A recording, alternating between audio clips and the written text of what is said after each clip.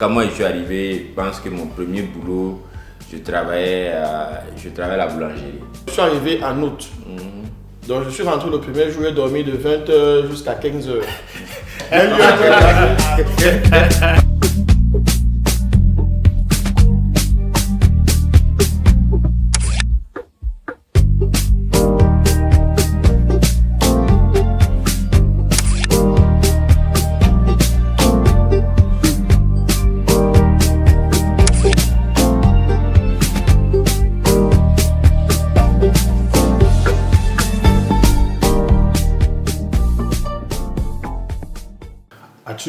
Toi, tu es real estate agent, qui est agent immobilier. Yeah.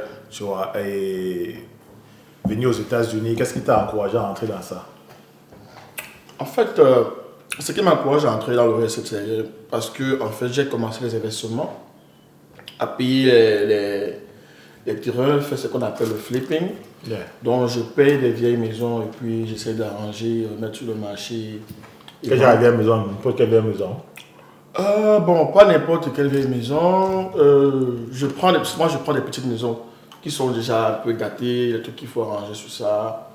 J'arrange et puis je mets sur le marché. Bon, pendant que je faisais ça, j'ai eu à avoir des mentors, donc à travers des mentors. Et puis les mentors m'ont dit, hey, si tu veux t'en sortir dans le domaine, il faut avoir ton real estate license parce que ça va t'aider à comprendre le domaine. Donc tu vas être plus spécialiste quand tu vas, expert quand tu vas faire les choses. Donc c'est comme ça que je commence mon real estate license. Quand je commence, I fell in love. Parce que depuis le Cameroun, j'étais un salesperson, donc j'ai beaucoup fait le commerce au Cameroun. Donc je me rends compte que le real estate, en fait, tu vends les choses aux gens. Tu vois un peu, tu aides les gens à acquérir des choses qui vont faire partie de leur vie.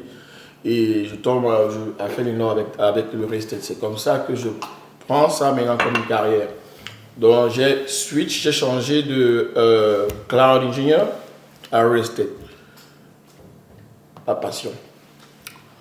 De cloud engineer real estate. Ah non, à la base, tu peux être dans les IT. Yeah, je suis IT, Okay. yeah, cloud engineer. Et Rachid, toi, tu es CFO, ancien consul, diplomate, et taxes et tout le reste. Qu'est-ce qui te motive à entrer dans ça? Et c'est quand même que tu as un MBA dans l'économie. Ouais, tout à fait. Bon, genre, ce qui m'a amené même à rentrer dans les taxes, en fait, c'est déjà, tu vois, comme j'étais, je ne vais même pas dire comme j'étais, quelqu'un qui est, je dirais, très impliqué dans la communauté, c'est-à-dire communauté burkinabé, communauté africaine à Houston. Donc, c'était un peu en 2014-15, qu'en fait, je me rends compte qu'au niveau de notre communauté, Yeah. il n'y a pas quelqu'un qui aide les gens un peu sur les taxes. Voilà, parce que bon, on se rend compte qu'à la fin de l'année, tu dois faire les taxes, mais tu ne sais pas où est-ce que tu vas aller. Souvent, tu es un peu confus. Et souvent, les grandes entreprises, quand même, c'était un peu plus cher avec eux. Donc, c'est en cela que moi, je prends l'initiative que, bon, déjà, comme je suis déjà quelqu'un qui est déjà impliqué dans la finance, parce que j'ai un bachelor en finance et puis un MBA, comme tu viens de le dire, j'étais un peu déjà familier un peu avec les trucs un peu de comptabilité. Donc, je me dis, bon, écoute, je vais aller me former en taxes et puis voir ce que ça peut donner comme solution au sein de la communauté. Et donc, c'est comme ça que je commence à aller les taxes. Mais bon, comme je commence après, je me rends compte que, bon, plus le champ est vaste, parce qu'après taxes, comme tu as dit, CFO, accounting, et quand on prend le On CFO... aide les gens à manger leur argent. Voilà, bon, pas manger parce que ce qu'on fait, c'est qu'à la fin de l'année, Yeah. tu as les mots de tête. Bon, Yeah. tu sais pas, tu vas payer combien ou tu vas recevoir combien. Bon, tu viens nous voir, nous on va essayer de t'aider. Soit de telle sorte que si tu dois gagner, qu'on essaie de te gagner le maximum possible dans la limite de la loi. Yeah. Voilà. Maintenant, si aussi que tu dois payer, qu'on essaie aussi de faire que tu payes le minimum possible dans la limite de la loi. Parce qu'il faut que tu respectes la loi. Voilà, donc c'est un peu ça au fait. Mais il y a un truc, je sais que tout le monde, quand on arrive aux États-Unis, on a des histoires. Et j'aime souvent demander ça à tout le monde. Parce que moi, par exemple, je me rappelle, quand j'arrive à Houston, je suis en train de chercher le boulot, les États-Unis sont en pleine crise. Et je marche là-bas sur Union Drive, je toque les portes, West Hammer et tout le reste. J'arrive sur Union Drive, j'arrive quelque part, je demande au gars, je dis que c'était pas d'ose. Je dis que gars, je cherche le travail, il me dit que le travail qu'il y a là-bas, c'est pour remplir les portes, les charger les camions qui vont aller dans les restaurants. Et il me dit que, mais ça va te faire mal au dos. Je dis que gars. Tu es un Africain, mon frère. Même si ça va me faire, moi je suis là, je te pose. Il me demande que tu peux commencer à tout moment. Tu vois. Et il me dit que tu vas commencer. Il dit que gars, il peut commencer maintenant. Et il me demande le boulot. Quelle est cette histoire, genre. Parce que vous racontez à quartier, CFO, real estate guy.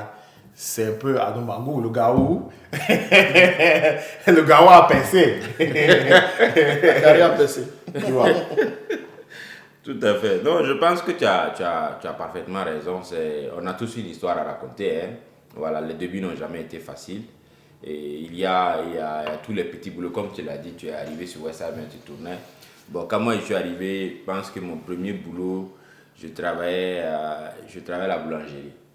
Voilà, je travaillais à la boulangerie. C'était Au pays, tu avais fait la boulangerie? Non, au pays, j'avais fait la boulangerie. Au pays, quand même, j'avais fait les petits boulots. Hein. Yeah, ok. Yeah, bon, genre, c'est vrai. Au moins, tu avais vu les petits boulots? Oui, non, au pays, moi, j'étais mécanicien. Ah, wow. Mécanicien, tu vois, genre au bord de la voie où. Mais ça, c'est quelque chose que tu transportes partout. Pourquoi tu n'as pas transporté ça aux États-Unis? Quoi, mécanicien? Mécanicien, puisque Oui, mécanicien, oui, bon, c'est universel. justement, bon, non, c'est pas le seul boulot, j'ai été maçon aussi. Ah, Donc, tu as venu de transporter la maçonnerie là ici. Oui, non, j'ai fait des petits boulots, genre, bon, parce que j'étais quelqu'un qui, souvent, voilà, je me lève pour aller chercher pour moi-même, quoi. Yeah. Voilà, c'est vrai que même si on venait quand même des familles qui, quand même, étaient relativement modestes, bon, moi mon idée a toujours été, faut aller chercher pour toi. yeah. Voilà. Mais maintenant, l'histoire, tu disais. La boulangerie, voilà, donc quand je suis arrivé à l'université, c'était au sein de l'université, j'ai commencé à chercher le boulot. Partout, je partais tous les jours, je me levais tous les matins, je partais dans les coins. Là où on m'a dit qu'il n'y a pas de boulot là. Yeah. Tu m'as dit, je suis allé voir le manager, il m'a dit qu'il n'y a pas de boulot aujourd'hui. Demain, je reviens encore. Okay. Il dit, moi, il y a boulot. Il dit, ouais, en Afrique là, c'est chaud. Il faut que si j'ai pas de boulot là, le loyer même, je ne vais pas pouvoir payer. Donc, j'ai continué à harceler les gens comme ça. Finalement, c'est une dame qui a décidé de me prendre. Il y avait un ami qui travaillait aussi là-bas.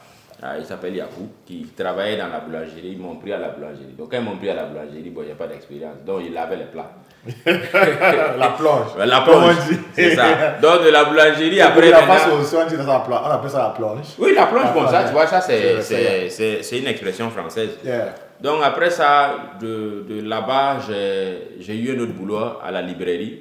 Où, bon, quand il dit librairie, c'est pas qu'il regardait les livres, mon frère. Non, c'est pas ça, hein. J'étais nettoyeur, on dit technicien de surface. Voilà, ça c'est le mot amélioré. Le mot, yeah. Technicien de surface. Mais bon, tu vois, c'était moi, je nettoyais. Les tables. Voilà. Non, pas les tables. Le sol. Le sol. Voilà, Yeah. genre. Balayer, nettoyer, tout ça. Voilà. Donc, je faisais ça à la librairie. Et puis bon, c'est après ça que j'ai quitté. Tout ça, ces deux boulots, c'était à l'université. Après, quand j'ai quitté l'université, maintenant, je suis arrivé à Houston. Parce que ça, c'était à Ohio. Voilà, je suis arrivé à Houston. Quand je suis arrivé à Houston, bon, maintenant, ça, c'est chercher vraiment le boulot. Et c'était la même chose aussi. Hein. On me disait qu'en son temps, là, bon, la majeure partie des gens qui étaient un peu dans notre cercle, c'était plus soit travailler dans fast-food ou soit travailler, genre, comme peut-être balai. Ouais, le boulot, tu viens balai ou bien soit delivery. Bon, delivery, il n'y a pas de voiture. Donc, toi, tu viens quoi là-bas. Voilà, on ne peut pas commencer là-bas. Donc, ce qu'on peut commencer, c'était le restaurant. Donc, j'ai commencé à travailler. Donc, avoir le travail aussi, c'est pas simple. Pendant 2 mois, je cherchais aussi. J'appelais les gens, on dit, lui, il travaille ici, lui, il travaille ici. Je cherchais, je me levais tous les matins. C'est la même technique. Je pars, je fais l'application, on dit, il n'y a pas de boulot. Je reviens 2-3 jours après. Ah, tu es au Burkina Faso, attends que tu envoies l'argent. Voilà. Mais c'est pas facile. Hein. Ça, c'était les périodes compliquées. Donc, comme ça, je travaille et gagne un boulot à Whataburger. Ah, waouh, voilà. Je commence à travailler là-bas. Je travaille comme. Moi, ils sont au McDonald's. Voilà, j'ai travaillé là-bas comme cook. Voilà, comme cook. Ouais, donc, tu as quitté de cook, de cuisinier à diplomate. Ouais, voilà, diplomate. À Mangou, et c'est que ça, c'est là que j'étais mort. Mais je te dis, c'est ça, quand tu écoutes ça, tu sais de là où tu es venu. Ouais, donc j'étais cuisinier là-bas. J'ai fait ça après la cuisine. Maintenant, commencé à évoluer. Après, j'ai même été jusqu'à team leader ou manager dans le restaurant. Et bon, après ça, je me suis dit que bon, écoute, je vais quitter ce boulot-là et puis je vais en chercher quelque chose. Je suis rentré dans Delivery. Oh, wow. Voilà, c'est dans delivery après que je faisais delivery. Que après j'ai move de delivery, je suis rentré dans taxi. Oh, wow. Conducteur de taxi. Il y a beaucoup de boulot. La liste est longue. Dans ça, là, il y a ça, là, d'autres petits boulots. J'ai servi dans les restaurants. J'ai été valet, je parquais les voitures, délivrer les sandwichs, les pizzas. Mon frère, il n'y a pas de boulot qu'on n'a pas fait. Ouais, le diplomate. Voilà. Et maintenant, bon, de là, que j'ai du taxi, je conduis des taxis. Après le taxi, maintenant, maintenant, c'est en ce temps que j'ai créé, je suis rentré maintenant en business. Ça, c'est là où j'ai commencé à New Ice. Où, déjà, comme j'étais déjà quelqu'un de la communauté, ensemble, j'étais président de l'association. Ça, c'est quoi on parle de 2013 que j'étais président de l'association. Donc, de la présidence, j'ai fait 3 mandats. Ensemble, j'avais déjà commencé New Ice. Et de New Ice, après, maintenant, que j'ai créé les taxes en 2015. Donc, il y a 10 ans de cela que je suis rentré dans les taxes. Oh, wow. Voilà. Et donc, en 2015, quand j'ai fait les taxes, et là, après ma présidence, je suis maintenant devenu délégué CSPE, élu encore comme représentant de la diaspora. Donc, ça faisait mon 2e poste au sein de la communauté. Bon, avant ça même, j'ai été aussi dans le conseil des sages de la communauté ici. Parce qu'en tant qu'ancien président, on a fait 3 mandats. J'avais déjà quand même un ensemble de bagages. Et donc, le délégué CSPE maintenant, bon, Raoul, on a travaillé beaucoup ensemble sur ça. Voilà, essayer de rentrer dans un peu plus la diplomatie, les relations internationales, essayer d'amener les investisseurs et tout ça ici. C'est de là maintenant que j'ai été nommé consul honoraire à Houston. Que tu as fait. Voilà, j'ai fait quoi 3 ans. 3 ans, yeah. 3 ans en tant que consul honoraire. Et c'est l'année passée que j'ai Et as-tu? Donc, pour moi, le gars qui m'a accueilli aux États-Unis, c'est qu'il y a les histoires toujours. Non, c'était un bon gars. Ok. Un bon gars. Donc, celui qui m'a accueilli aux États-Unis, il travaillait dans une compagnie supervisor. Donc, avant que je vienne, le gars a trouvé le job pour moi dans la compagnie. Yeah, but guess what? C'était construction. C'était outdoor job. Oh. Donc, travailler dehors. Le froid. Le froid et la chaleur. Le froid et la chaleur. Je suis arrivé le somme, je suis arrivé en août. Dans le juillet, j'ai commencé au travail en août. Donc, c'est là où la chaleur est vraiment au maximum, quoi. Donc, la construction là-bas, tu vois les papins qu'on a au Cameroun, là, les papins. Un papin ici, c'est comme 5 papins dans l'autre pays, parce que c'est plus concentré. Oh, wow. Donc, et là-bas, les gars, si j'étais les papins comme ça, donc, on te lance, tu arrêtes, tu lances. Imagine pas en train de faire un job comme ça pendant 8 heures de temps. En une journée. Donc, je suis rentré le premier jour, j'ai dormi de 20h jusqu'à 15h. J'ai lu un truc là, c'est Arnold qui avait écrit un truc qu'il a dormi. Le travail là. Non, un ami là, Arnold, qui a écrit ça que il a travaillé, il a dormi. 20h à 15h. 15h, de 19 20h de à... sommeil. Oui. Et je me suis seulement levé, manger et repartir travailler. En une semaine, tout mon corps était vraiment cassé. Bon, c'était vraiment une expérience difficile. Donc, j'ai fait quelques mois là-bas. Après, je suis allé faire le valet parking. Et après le valet parking, j'ai rencontré ma femme, on s'est mariés.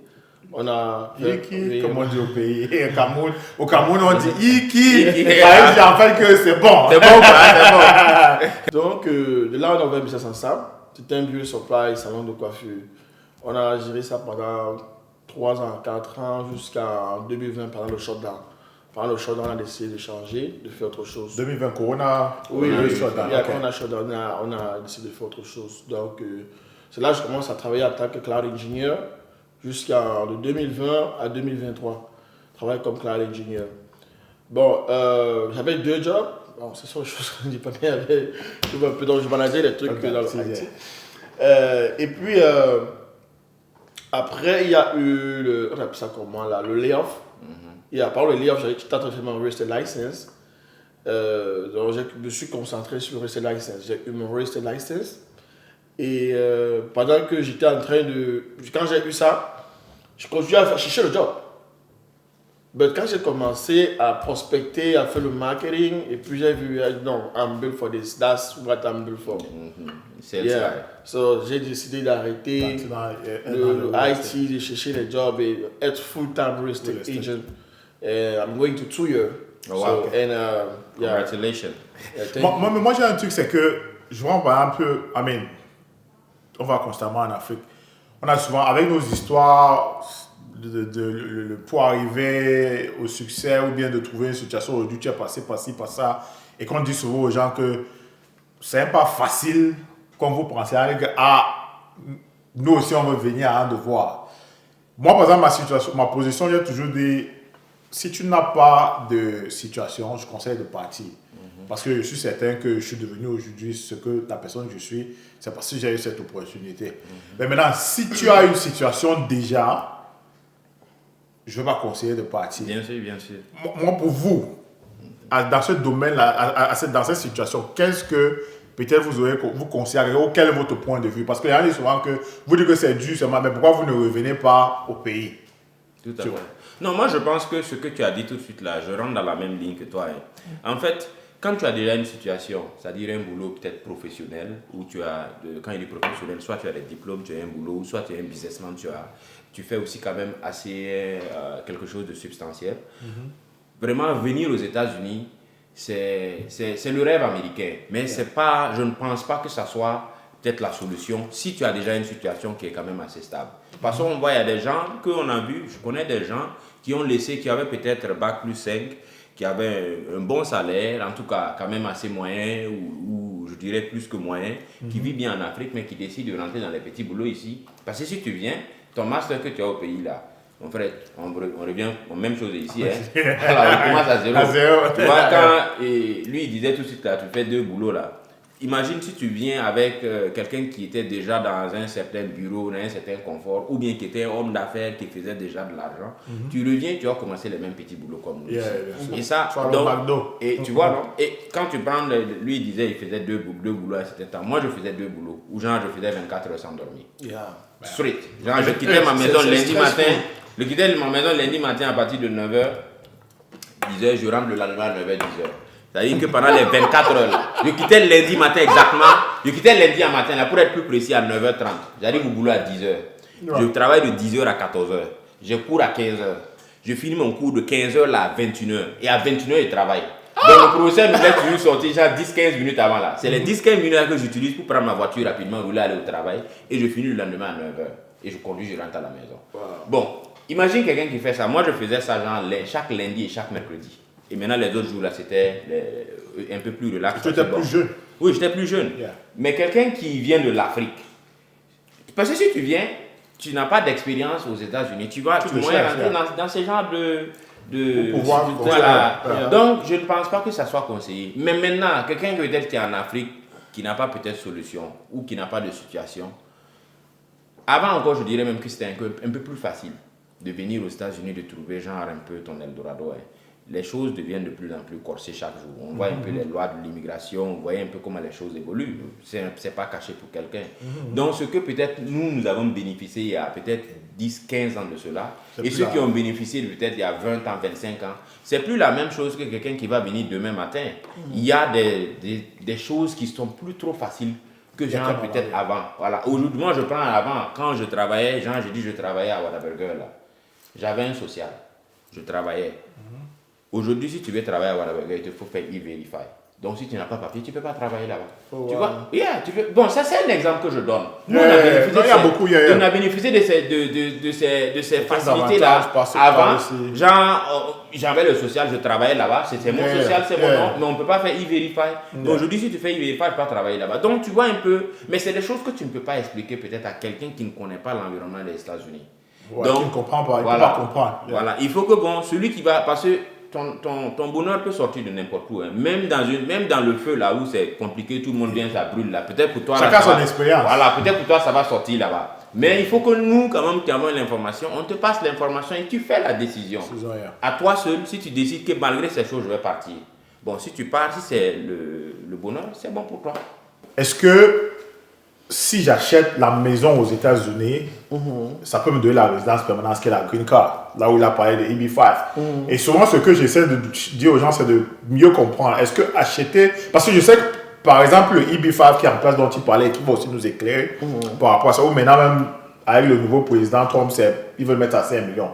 Moi, je sais qu'on dit de créer 13 emplois, ou bien d'investir dans un business. Mon premier truc, c'est est-ce que acheter la maison te rend qualifié pour appliquer pour EB5, même si la maison coûte 10 millions de dollars, tu vois, par rapport à investir dans le business. Rachid, tu vas aussi m'éclairer parce que je sais que c'est ton domaine.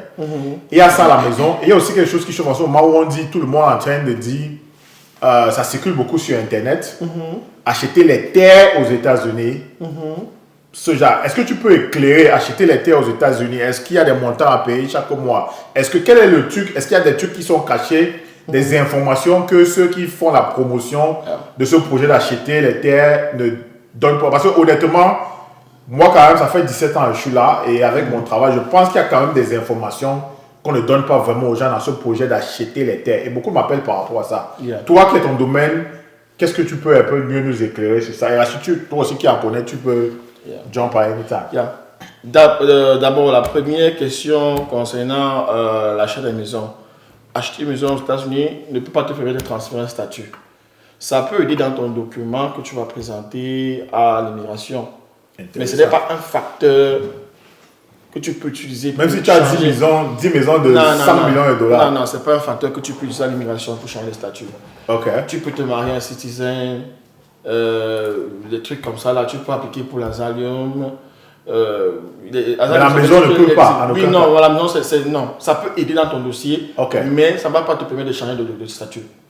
Donc, clairement, en fait, je sais que par exemple, le EB5, il faut investir, moi je crois que c'était 800 000, 1 million, un truc comme ça. Il y a deux aspects. Il y a deux aspects. Je vais le laisser finir. Donc, ça veut dire que si j'achète la maison de 1 million de dollars, je ne peux pas partir à appliquer à l'ambassade que je veux la résidence permanente aux États-Unis parce que j'ai une maison de 1 million de dollars. Résidence permanente, non, je ne pense pas.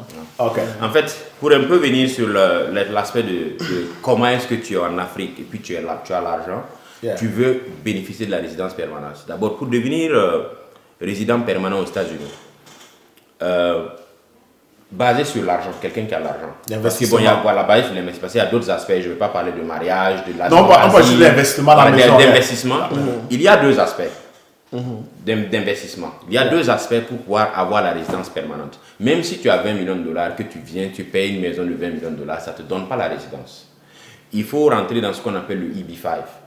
Le EB5, ça c'est un programme spécifique du gouvernement américain qui dit que si tu investis 800 000 dollars minimum, 800 000 dollars, on appelle ça, c'est-à-dire les 800 000 dollars être investis dans ce qu'on appelle une zone TIE zone, Targeted Economic Area.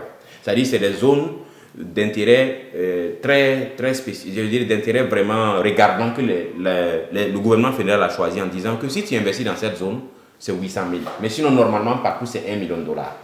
Le prix, c'est 1 million de dollars. Mais c'est comme s'ils ont fait une promotion sur certaines zones spécifiques où si tu investis 800 000 dollars, ça te permet d'appliquer pour la green card. Mais ce n'est pas toi-même qui dois le faire. Tu dois rentrer dans un projet. Voilà, c'est-à-dire que tu dois rentrer dans un projet. Tu ne peux pas te lever, juste prendre ton argent, aller le payer. Ce n'est pas comme ça. Tu rentres dans un projet. Bon, moi, je parle de ça parce que je suis dans le domaine. Bien sûr. Voilà, je suis dans le domaine. Donc, c'est-à-dire que tu viens par exemple voir des gens comme nous qui avons un projet déjà dans des zones spécifiques. Nous avons déjà des projets dans des zones spécifiques. Et tu investis ton argent dans le projet. Tu vois, par exemple, le projet dans lequel nous sommes en train de travailler, c'est un projet de 35 millions de dollars. Où tu rentres, tu investis, c'est un TIE zone, ce que nous avons. Donc, c'est-à-dire que tu investis 800 000 dollars et tes 800 000 doivent être bloqués pendant 5 ans. Voilà. Ça doit être bloqué pendant 5 ans. Pendant 5 ans, tu ne peux pas toucher tes 800 000 dollars puisque tu n'as même pas accès à ça. Et en ce temps, maintenant, tu as le droit de pouvoir appliquer pour la green card. Ça te fait venir avec toi, ta femme, tes enfants, c'est-à-dire ta famille nucléaire directe là. Eux tous, même tes enfants jusqu'à ce qu'ils aient pratiquement 18 ans. Voilà. Et donc, tout le monde, là, en ce temps, tu peux avoir la green card. Ça, c'est le premier aspect. Et bon, là-bas aussi, sur les 800 000, là, on redonne. Tu as les intérêts que tu gagnes, mais ce n'est pas beaucoup. Parce que tu ne le fais pas pour gagner de l'argent. Mais pour 5 ans, tu oublies cet argent. Tu oublies cet argent pour 5 ans. Mais tu vas avoir ça. Et pendant les 5 ans là, genre généralement, on te propose des taux d'intérêt très bas. 1%, 1,5, 2%. Bon, moi je dis par exemple, quand je discute avec des potentiels investisseurs ici, je leur dis, bon, au lieu d'avoir des DAT en Afrique, qui bon, peut-être tu fais un DAT dépôt à terme en Afrique dans nos banques là, qui te donne 3, 4, 5, 6, 7%, peut-être 7%, ça va être difficile. Et au lieu d'avoir ça, pourquoi ne pas faire le EB5? C'est vrai que tu vas perdre des intérêts pendant un bout de temps, mais tu vas assurer ta famille parce que tu vas avoir la green card qui te potentiellement permettra de devenir citoyen américain demain, que ta femme, tes enfants et tout cela. Donc ça, c'est ce que nous on propose. Le deuxième aspect où tu peux aussi investir, c'est si tu ne veux pas faire le EB5, tu ne veux pas rentrer dans un projet. Tu veux toi-même créer une entreprise aux États-Unis qui va employer au moins près de 10 personnes. C'est-à-dire qu'il y a 10 personnes, des emplois qui sont régulièrement travaillent, en plein temps. On ne parle pas de travail derrière. Non. travail déclaré, c'est-à-dire qu'il est déclaré, bon, je vais dire ça en français, déclaré à la caisse sécurité caisse, sociale, paie les taxes. qui paye pendant pratiquement, et ces 10 employés-là travaillent et ils ont des contrats, soit des CDD ou des CDI, contrat à durée déterminée ou contrat à durée indéterminée, qui travaillent et maintenant en ce temps, tu peux utiliser, mais même ça aussi, il y a une restriction qui est là. Tu ne peux pas être en Afrique et puis créer cette entreprise ici. On veut que tu sois au-delà de mettre l'argent, que tu dois physiquement être présent. C'est-à-dire que tu dois ce qu'ils appellent, you have to be managing the company. Donc, tu ne peux pas juste déléguer tout et puis genre, tu es en Afrique, tu as envoyé, tu t'assois et puis tu t'assois à la fin et puis on va te donner les papiers. Ça ne marche pas comme ça. Donc, tu dois être là pour vraiment appliquer sur ça. Donc ça c'est là, ou bien le troisième aspect qui est toujours en fait c'est le deuxième, mais il y a une petite branche dans ça, c'est que tu peux investir dans la société de quelqu'un. Par exemple, toi tu as Kelitech ici, quelqu'un peut décider d'investir dans Kelitech. Là en ce temps, son implication physique là est nuancée un peu, mais il doit être toujours dans le conseil d'administration, il doit être toujours en train de prendre des décisions, il doit être assez vraiment dans le business, mais toi tu dois forcément avoir au moins 10 employés. Qui puisse. Mais il doit être, lui, par exemple, il est en Afrique, il va seulement venir faire 3 mois, 4 mois pour regarder l'entreprise. Mais bon, mais comme il n'est plus seul, il a un partenaire, il ne demande pas d'être là fréquemment.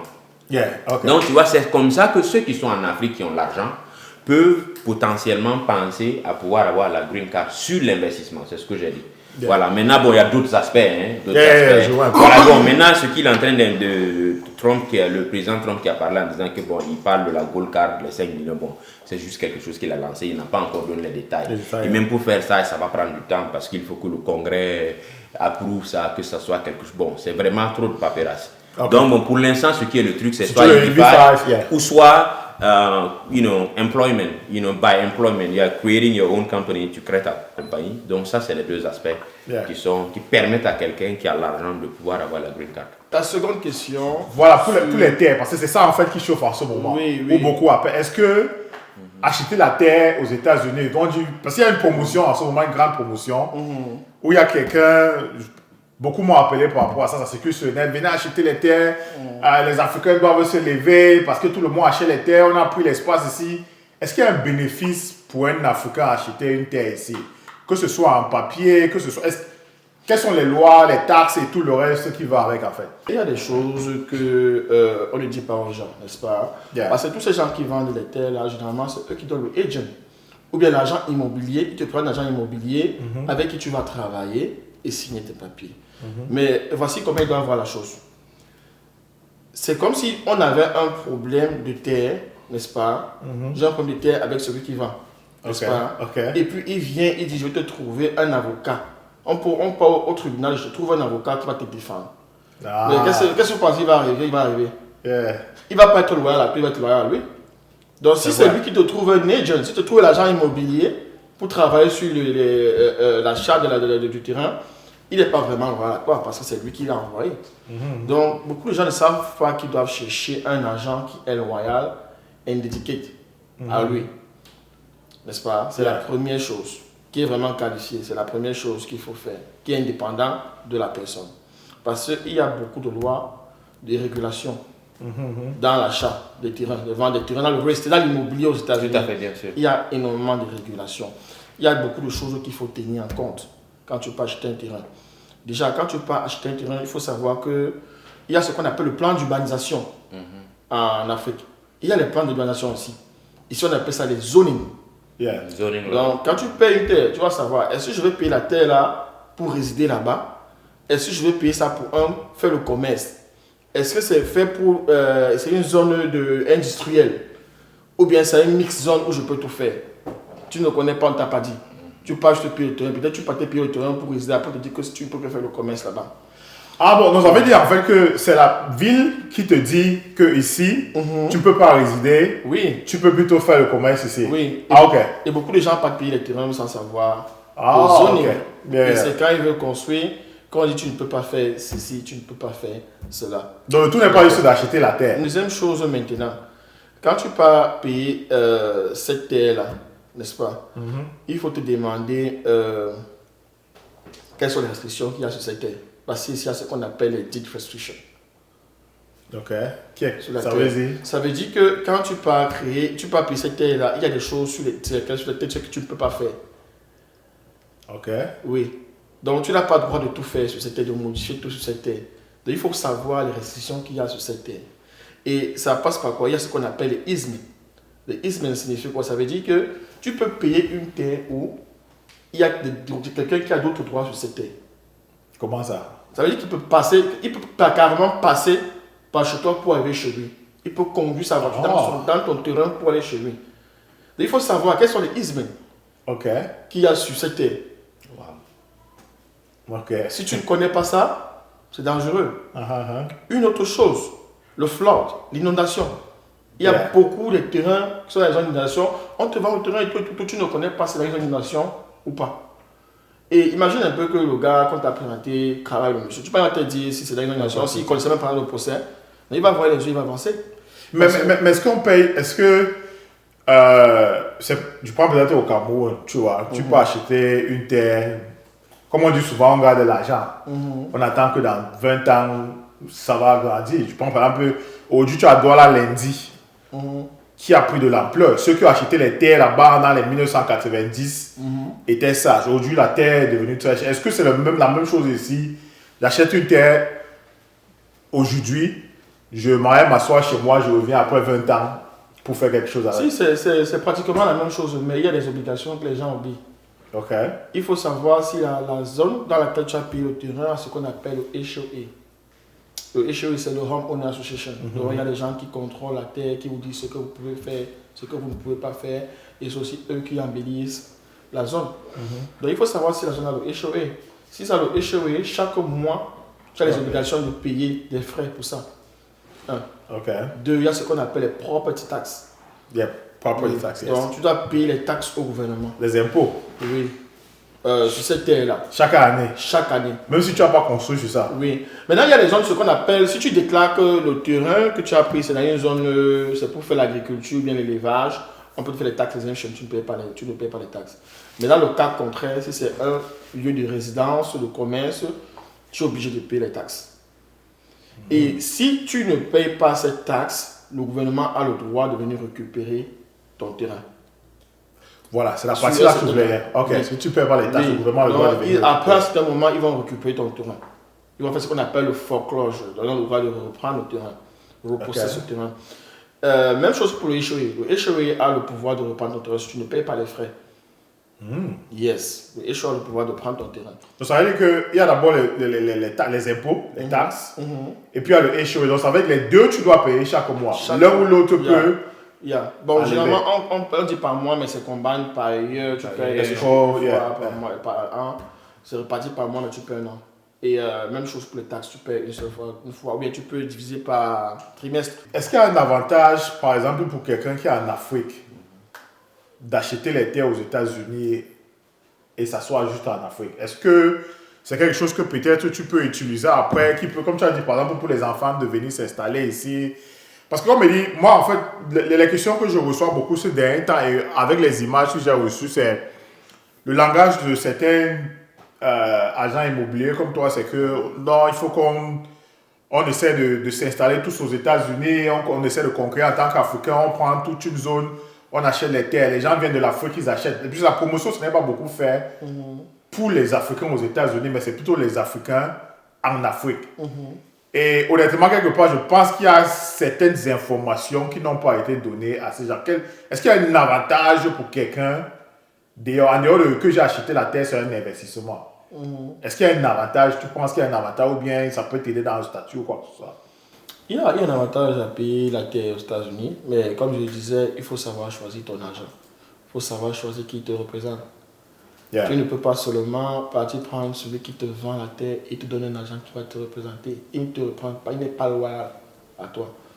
Il faut chercher quelqu'un qui sera loyal, qui va fight for you, qui va advoquer pour toi dans l'achat, dans le processus. S'il voit une erreur, il te dit qu'il y a erreur. Tu vois un peu. Et qui va savoir négocier avec la partie qui vend le terrain. Donc, c'est bien. Mais tu ne pars pas juste vers la personne et puis tu dis que commençons le processus sans avoir, avec toutes les régulations, les lois qu'il y a sur place. Il faut quelqu'un qui va te guider.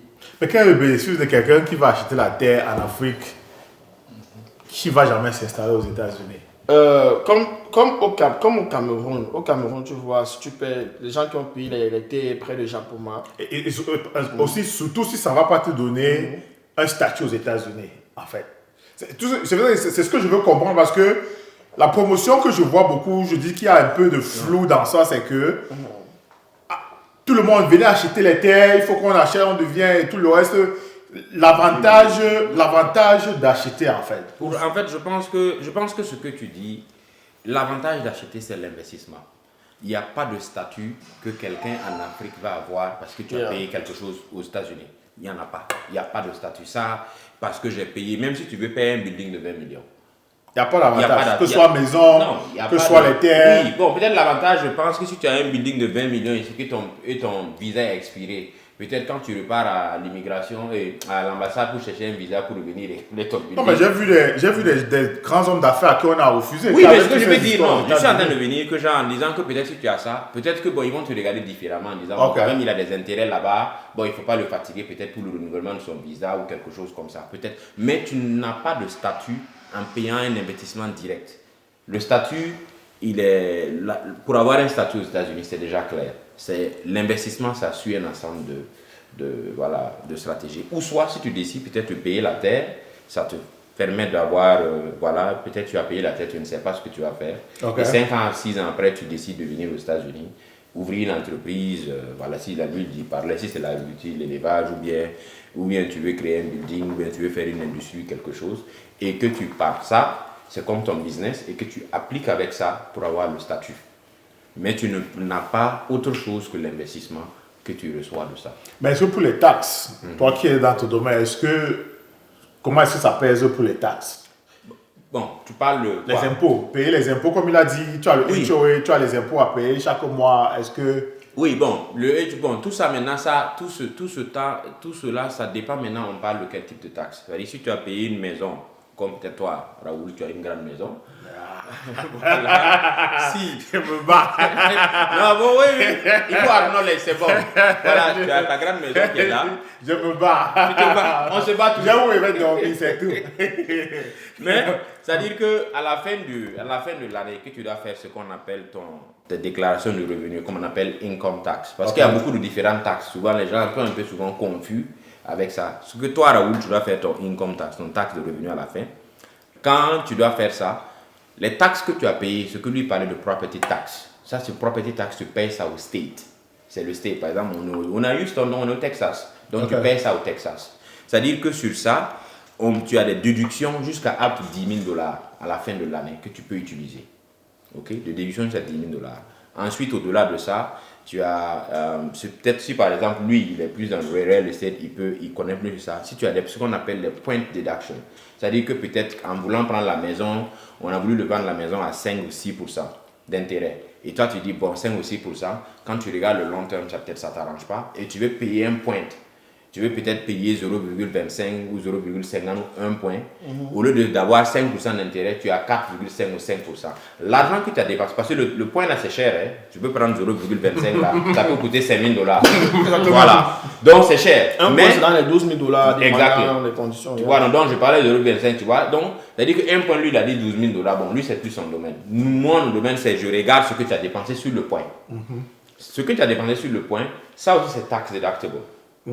Maintenant, le HOA, tous ces trucs-là, ça c'est taxe de là. C'est les aspects qu'on peut utiliser. C'est-à-dire les intérêts que tu as, les intérêts quand tu payais ta maison là, les intérêts que tu payais, c'est tax deductible. Donc les intérêts sont tax deductible. Le property tax est tax deductible. Le payment du point là est tax deductible. Au-delà de ça, c'est peut-être maintenant les aspects quand on parle de energy deduction.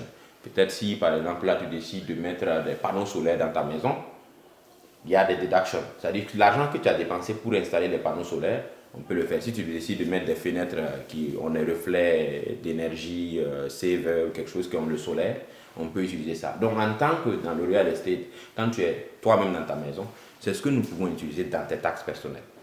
Voilà. Mais maintenant, si tu as un commercial qui est différent de là où tu vis, quelque chose que tu veux faire ça en rente, en truc, là, toutes les dépenses que tu fais dans cette maison-là, c'est des deductions qu'on peut faire chez toi. Okay. Voilà, là en ce temps, peut-être tu as dépensé pour, je ne sais pas moi, peut-être tu payais le mortgage, peut-être tu payais maintenance pour cut le grass, peut-être tu payais même un agent pour superviser la maison, pour qu'il prenne les gens là-bas. C'est-à-dire tout ce qui dépense, là ça devient un business. Tout ce que tu dépenses là-bas, la majeure partie c'est deductible. Donc souvent quand les gens ne comprennent pas la différence, bon, ils disent, ah, sur ma maison j'ai payé ça, j'ai payé l'électricité, quoi, il faut déduire. Bon, c'est compliqué. Voilà. Donc c'est ça un peu la différence quand tu prends ces deux aspects dans le domaine des taxes. Ce que je comprends en fait, c'est que acheter la maison ou acheter les terres ne te donne aucun statut aux États-Unis. Tu peux pas aller à l'immigration appliquer, dire que voilà. C'est là où il y a beaucoup de confusion. Tu vois, constamment, je pense que peut-être c'est aussi votre cas. Moi, j'ai beaucoup de personnes qui vont me demander, comme naturellement, elle a dit, surtout en ce moment avec les trucs en Afrique, je veux aller installer mes enfants aux États-Unis. Je veux acheter la maison parce qu'on m'a dit qu'à acheter la maison. Puisque beaucoup d'agents immobiliers utilisent ça pour vendre leur maison. Hein? En disant que si tu achètes la maison ou bien si tu enlèves, c'est ça, ça va te donner. Et les gars se retrouvent en train d'acheter les maisons. Moi, j'ai un ami personnel qui a acheté une maison parce qu'il m'a dépensé $200,000 acheté ici à Houston. Qui se disait en fait que ça devait lui donner la green card. Non, mais bon, moi je dirais qu'aujourd'hui, là, quelqu'un qui a assez d'argent pour dépenser aux États-Unis pour n'importe quel type d'investissement et qu'il pense, aujourd'hui la technologie est vraiment très avancée. Hein. On a les chat GPT, tout ça, toutes ces histoires-là sont là. Il y a beaucoup de gens qu'on connaît, on connaît telle personne qui est truc. Avant de faire un investissement, même c'est $1 aux États-Unis, prends le temps, parce que si tu as beaucoup d'argent, voilà, prends le temps, fais des recherches, prends le temps de dire, prends les informations, et même si tu commences à avoir des relations d'affaires avec quelqu'un, je suppose quelqu'un qui reste au Cameroun, qui appelle, qui veut faire des affaires avec Arthur, il peut prendre le temps de chercher des informations sur Arthur. C'est un businessman, peut-être les gens le connaissent déjà. Arthur il est dans le business, ça fait longtemps. Actuellement, là, je t'en de parler, il est tout de suite là. Il est en train de gérer 12 clients. C'est quelqu'un qui connaît ce qu'il fait. Donc, l'argent. Il connaît ce qu'il fait. Donc, quand tu veux dealer avec des gens comme ça, tu peux prendre la réputation rapidement. Tu vois, si tu viens moi me voir en tant que taxe, bon, tu peux faire des recherches sur moi. Et si ce que je te propose là, tu pars, tu cross-check. Et puis tout ce qu'on va faire. Si c'est maintenant aussi, tu as l'argent. Non, il me débrouille. Il me débrouille. Donc, quand tu veux faire là, par exemple, tu veux faire un investissement d'argent, automatiquement là, je te dis de prendre un avocat. Si soit je te conseille l'avocat, peut-être même tu peux penser que peut-être l'avocat vient de moi, ça peut être problématique. Soit je te dis, cherche quelqu'un qui est aux États-Unis. Indépendant, tu prends l'avocat. Indépendant, c'est-à-dire que tu le choisis, mais que bon, l'avocat quand même soit assez accessible et qui connaisse le domaine dans lequel tu veux investir. Voilà, parce que bon, tu vas aller prendre un avocat d'immigration pour venir regarder les trucs d'investissement, c'est compliqué. Cherche un avocat dans le domaine qui lui met en relation avec nous et puis tout se fait par là. Là, tu sais qu'il y a une traçabilité. Tu n'as pas prendre 200 000 ou 300 000 et $1 million transférés à quelqu'un juste comme ça parce que tu le fais confiance. C'est là, hein? Voilà. Donc, bon, c'est ce que moi je pense. Voilà. Quelqu'un qui veut faire les investissements, il regarde, il fait ses recherches, il contacte beaucoup de personnes, il prend des trucs, il prend les credentials des gens qui sont dans le domaine, est-ce que c'est des gens qualifiés, qui connaissent ce qu'ils font, qui savent. Et là, tu engages, tu sais là où tu pars. Bon, pour finir, je veux que chacun de vous, quel conseil, en gros, je sais que vous avez donné beaucoup. Donneriez-vous à quelqu'un, encore en Afrique, qui se cherche à venir de ce côté, c'est le premier truc, et puis maintenant qui veut investir, parce que c'est devenu beaucoup de trucs aux États-Unis, surtout en ce moment où beaucoup sont en train de vouloir immigrer aux États-Unis. Est-ce que investir, quel conseil? Investir, maison, terre, venir se chercher, moi, je dirais que je recommande aux gens d'essayer, s'ils peuvent, n'est-ce pas? Mais il faut faire beaucoup de recherches. Et il faut savoir vous entourer quand vous voulez faire un achat ou un investissement. N'allez pas seul. Faites-vous accompagner par les experts dans le domaine avant d'aller. Et il faut savoir que ça vient avec beaucoup d'obligations et il n'y a pas un avantage direct à faire cet achat-là, parce que vous n'aurez pas les papiers directement par là. Donc vous allez venir ici, là, et puis il y aura sans statut, vous savez, il y a beaucoup de dépenses et tout. Ça peut faire venir voyager vos enfants ici pour devenir étudiant international ou bien après avoir les statuts. Ça peut, mais ça ne vous donne pas une garantie d'avoir un statut. Ok. Mais avoir un statut aussi pour les étudiants, c'est quelque chose qui doit changer. C'est aussi qui doit changer. Yeah, ouais, c'est pas, ce qui n'est pas facile. Yeah. Parce qu'on connaît la réalité. C'est un processus qui n'est pas du tout facile. Donc il n'y a pas d'avantage direct à payer, à faire un achat dans le real estate, dans l'immobilier. Ok. Aux États-Unis. Peut-être financier dans la mesure où la valeur du terrain va augmenter avec le temps. Mais n'oubliez pas que vous avez les obligations chaque année avec les taxes, les impôts, échoués, tout ça. Échoués. Donc ça vient avec les obligations, mais ça veut dire des avantages financiers où les coûts peuvent augmenter. Vous pouvez construire sur ça, vendre la maison un peu plus cher. Bref, c'est un investissement. C'est un investissement. Ça ne donne pas un statut. Oui, c'est juste un investissement. Non, pas de statut. Il faut bagarrer, il faut chercher le statut autrement, à part, pas dépendant de cet achat-là. Donc c'est quelque chose qu'il faut tenir en compte quand on veut. Et Rachid, pour finir, tu as dit EB5. Il y a EB5, mais il y a le gold, parce que aussi les gens essaient un peu de chercher par rapport au gold.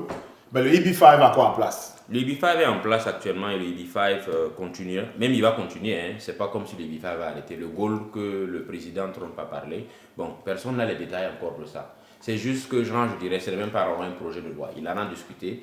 Ça va prendre encore beaucoup de temps parce qu'il faut faire le projet de loi, il faut l'adopter au Congrès, le Sénat et tout cela avant que ça revienne. Mais pour l'instant, le EB5 est en place. Et le EB5 permet en tout cas à quelqu'un qui veut faire des investissements, parce que même lui, il parlait des taxes là. Parce que quand on parle de quelqu'un qui tu payes quelque chose aux États-Unis, tu payes une terre ou le truc, à la fin du mois, à la fin de l'année, tu vas payer les taxes. Et peut-être maintenant, si tu vends, quand tu vends ça aussi. Souvent, sont beaucoup, hein? Oui, c'est beaucoup. Non, c'est beaucoup. Et quand tu vends aussi, il y a les taxes à payer. Voilà, quand tu vends, il y a ce qu'on appelle le capital gain tax. Il y a les taxes à payer. Bon, mais il y a aussi genre des aspects, par exemple, là-bas, qui peuvent aussi faire pour éviter de payer les taxes si tu payes quelque chose et que tu le revends, quoi. Il y a aussi ces aspects-là aussi qui peuvent être vus. Mais au demeurant, je dirais aux gens, celui qui veut faire un investissement aux États-Unis financier, il peut le faire. C'est toujours l'immobilier, l'immobilier d'une manière ou d'une autre, il y a toujours en tout cas un gain là-bas. Arthur est ici. Maintenant, si tu veux un statut au-delà de l'aspect financier, il faut forcément rentrer dans un projet ou créer l'entreprise, comme je le disais. Et s'il veut rentrer en contact avec chacun de vous? Tout à fait. Bon, je dirais, je vais à Arthur parler. Entrer en contact avec moi, je ne sais pas s'il peut pas chercher mon numéro. Vas-y, c'est ça que je demande. Moi, c'est le 832 382 0255. Donc, 832 382 0255, c'est mon numéro. Le travail que je fais, c'est dans beaucoup d'aspects. Je fais tax et tax planning, c'est-à-dire la fiscalité. En dehors de ça, je fais la comptabilité, accounting, bookkeeping. Au-delà de ça, je suis CFO, Chief Financial Officer. C'est-à-dire que, bon, peut-être souvent quand on présente ça, c'est quand tu as ton entreprise qui tourne, au-delà de là, il y a la comptabilité. Quand on fait la comptabilité de ton entreprise, on ne te donne pas les projections de ton entreprise. Okay. Le CFO donne les projections et puis il te dit exactement comment est-ce que ton entreprise peut grandir. Quelles sont les stratégies en utilisant un ensemble même de ce qu'on appelle les KPI pour pouvoir te faire avancer. Donc ça, c'est ce que je fais mon travail. Et les aspects business aussi, genre quand je parlais de EB5, c'est aussi un aspect qu'on travaille là-dessus. Mon contact, c'est le +1 713 965 32 76. +1 713 965 32 76. Et voilà, sur les réseaux sociaux, vous pouvez me retrouver. C'est Rachid Madani Joseph Barry. Voilà, si vous rentrez, que ce soit sur Facebook ou LinkedIn, là où je suis très actif, que je poste beaucoup. Voilà, donc peut-être si vous rentrez là-bas, je poste beaucoup sur la communauté africaine et tout, parce que j'étais aussi diplomate, consul honoraire du Burkina Faso à Houston pendant un bout de temps.